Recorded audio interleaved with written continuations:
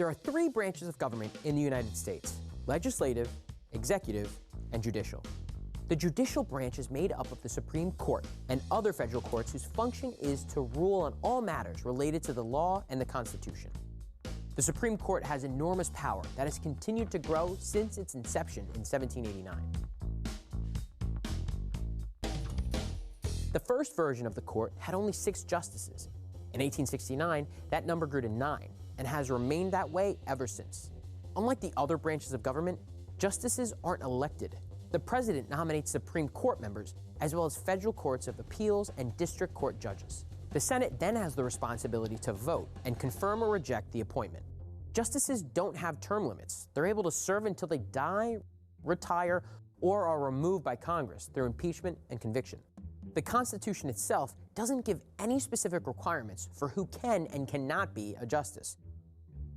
In fact, federal law doesn't even require a federal judge to be an attorney, but traditionally, most of them have worked as lawyers.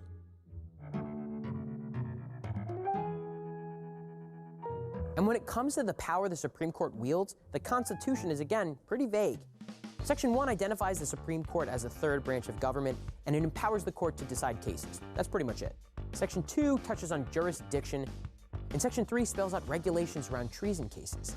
There is no mention of interpreting the constitutionality of the laws, the very thing the Supreme Court is famous for today. So how did the Supreme Court get that power? The answer is an 1803 Supreme Court case known as Marbury versus Madison. The case is a little complicated, but basically, Chief Justice John Marshall ruled that the law Marbury was using to make his case was unconstitutional. Marshall's ruling established that it was the United States Supreme Court's responsibility to interpret the constitutionality of laws.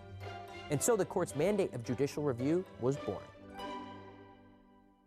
And as the highest court in the country, decisions made by the Supreme Court are final.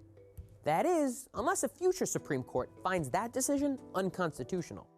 One well-known example of this was the Supreme Court's ruling in the case of Brown versus Board of Education in 1954, which ruled racial segregation in public schools unconstitutional.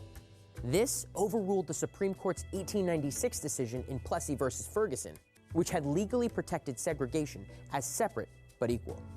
When the Supreme Court makes a ruling, all other courts must follow this precedent.